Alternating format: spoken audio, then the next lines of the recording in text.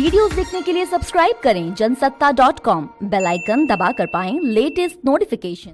आप देख रहे हैं जनसत्ता, मैं हूं आपके साथ अंशिका सारडा। लगभग 31 घंटों की लुक्का छिपी के बाद बुधवार देर रात INX मीडिया मामले में पूर्व वित्त मंत्री पी चिदम्बरम को CBI ने गिरफ्तार कर लिया। चिदम्बरम को उनके दिल्ली स्थित जोरबाग वाले घर से CBI ने गिरफ्तार किया। चिदम्बरम का भारतीय राजनीति में कद कितना बड़ा है ये तो हर कोई जानता है, लेकिन उनकी पर्सनल लाइफ के बारे में बहुत कम लोग जानते हैं। शायद ही किसी को ये पता हो कि चिदम्बरम ने लव मैरिज की थी, और वो भी पूरे फिल्मी स्टाइल में।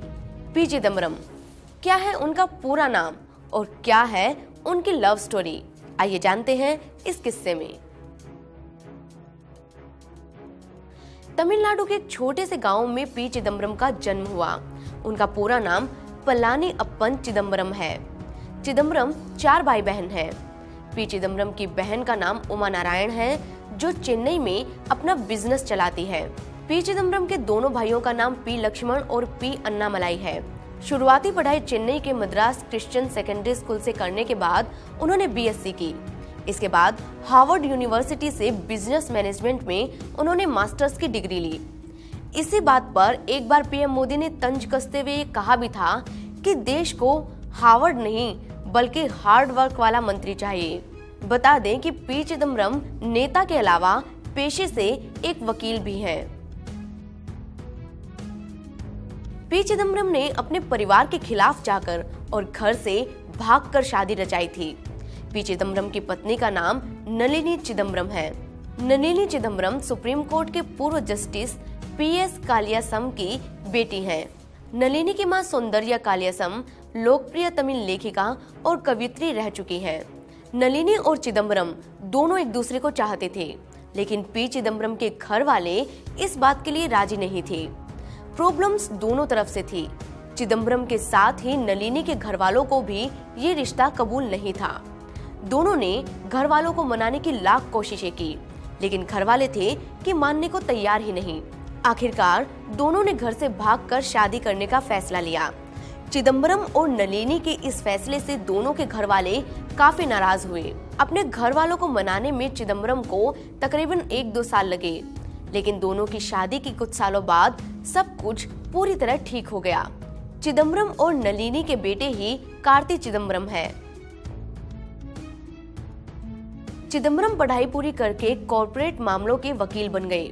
वे वकालत करने के साथ साथ ही दक्षिण भारत की राजनीति में भी सक्रिय हो गए थे।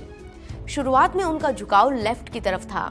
वो लेफ्ट की राजनीति में सक्रिय रहे, लेकिन साल 1972 में उन्होंने भारतीय कांग्रेस कमेटी की सदस्यता ले ली। साल 1984 में तमिलनाडु के शिवगंगा से लोकसभा चुनाव जीतने के बाद पी चिदम्बरम राजनीति में पूरी तरह एक्टिव हो गए। खास बात यह है कि इसी सीट से उन्होंने 6 बार चुनाव जीता। साल था 1986। पी चिदम्बरम को पहली बार मंत्री बनाया गया। उस समय उन्हें लोक शिकायत व पेंशन मंत्रालय की जिम्मेदारी दी गई। इसके बाद इसी साल उन्हें केंद्रीय गृह मंत्रालय में आंतरिक सुरक्षा मंत्री का पदभार दे दिया गया। साल 2004 में मनमोहन सरकार में उन्हें वित्त मंत्री का काम सौंपा गया। ये पद काफी महत्वपूर्ण था। वित्त मंत्री पी चिदम्बरम साल 2008 तक इस पद पर बने रहे। कांग्रेस को चिदम्बरम पर बहुत भरोसा था। ये कारण था कि साल 2008 में मुंबई के आतंकी हमले के बाद जब तत्कालीन गृह मंत्री शिवराज पाटिल को इस्तीफा देना पड़ा, तो उनकी जगह पी चिदम्बरम को ही गृह मंत्रालय की जिम्मेदारी सौंपी गई थी। साल 2012 में प्रणब मुखर्जी के राष्ट्रपति बनने के बाद एक बार फिर से वित्त मंत्रालय की जिम्मेदारी पी चिदम्बरम के कंधों पर दे दी गई, यानी कि चिदम्बरम फिर से वित्त मंत्री बन गए। शेना बोरा हत्याकांड के बारे में तो आपने सुना ही होगा। उस मामले की मुख्य अभियुक्त इंद्राणी मुखर्जी का इस पूरे केस से एक कनेक्शन है। इससे पहले कि आप ज्यादा सोचने लग जाए, हम आपको बता देते हैं। दरअसल पूर्व केंद्रीय मंत्री पी चिदम्बरम और उनके बेटे कार्ति चिदम्बरम के खिलाफ जो केस दर्ज हुआ है, वो इंद्राणी मुखर्जी के बयान के आधार पर ही दर्ज हुआ है। करीब 10 साल पुराने इस मामले में इंद्राणी मुखर्जी के बयान के चलते ही पी चिदम्बरम शक के घेरे में आए। और उसके बाद वो जांच एजेंसियों के जाल में फंसते चले गए। अपनी बेटी शीना बोरा की हत्या की आरोपी इंद्राणी मुखर्जी ने जांच एजेंसी को बताया था विदेशी प्रत्यक्ष निवेश के लिए INX मीडिया की एप्लीकेशन FIPB के पास भेजी गई थी। इसके बाद हमने दिल्ली स्थित नॉर्थ ब्लॉक में चिदम्बरम से मुलाकात की। इस दौरान मेरे पति और कंपनी के सीनियर अधिकारी भी मौजूद थे। सबसे पहले पीटर ने चिदम्बरम से बात शुरू की।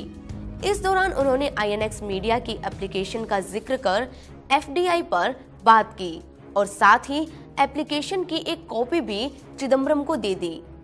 मामले को समझने के बाद उन्होंने बदले में पीटर से अपने बेटे के लिए बिजनेस में मदद करने की बात कही। इंद्राणी मुखर्जी का ये बयान चिदम्बरम के लिए गले की फांसी बन गया। हालांकि अपने बयान में इंद्राणी ने इस बात की जानकारी नहीं दी कि चिदम्बरम को आखिर कितनी रकम दी गई थी। इंद्राणी के इस बयान के बाद चिदम्बरम के बेटे और उन पर भी जांच का शिकंजा कसता चला गया। CBI इस पूरे मामले की जांच करती है। CBI गिरफ्तारी के ऑर्डर्स लेकर आती है तो चिदम्बरम के वकील हाईकोर्ट से अग्रिम जमानत लेकर आ जाते थे, लेकिन इस बार हाईकोर्ट ने अग्रिम जमानत याचिका को खारिज कर दिया, जिसके बाद CBI और ED चिदम्बरम को गिरफ्तार करने पहुंचे। चिदम्बरम को गिरफ्तार करना CBI के लिए आसान नहीं था। दरअसल CBI और ED की टीम चिदम्बरम को अरेस्ट करने के लिए मंगलवार की रात को ही उनके घर पर पहुंच गए थे, लेकिन घर पर चिदम्बरम नहीं थे। वहीं उनका फोन भी स्विच ऑफ था। इसके बाद बुधवार को CBI अफसरों ने उनके घर की दीवार फांदी और उन्हें घर में घुसकर अरेस्ट कर लिया। फिलहाल वे CBI की हिरासत में हैं। एक हाई वोल्टेज ड्रामे के बाद CBI ने P चिदम्बरम को गिरफ्तार किया। अपने ऊपर लगे सभी आरोपों को चिदम्बरम ने राजनीति से प्रेरित बताया। वहीं P चिदम्बरम की गिरफ्तारी से पहले पिछले 2 दिनों में जो कुछ भी हुआ उस पर सोशल मीडिया पर खूब मीम्स बने। कुछ लोगों ने इसे कर्मों का फल बताया तो कुछ लोगों ने इसे अमित शाह की बदले की राजनीति करार दिया। खैर, इस मामले में अभी बहुत कुछ होना बाकी है, जिसके सारे अपडेट्स जनसत्ता आपको देता रहेगा। आप हमें कमेंट बॉक्स में ये बताएं कि आपको हमारा ये वीडियो कैसा लगा। ये वीडियो अगर आपको पसंद आया हो तो इसे लाइक जरूर करें और इसी तरह की दूसरी वीडियोस देखने के लिए सब्सक्राइब कर लें जनसत्ता को।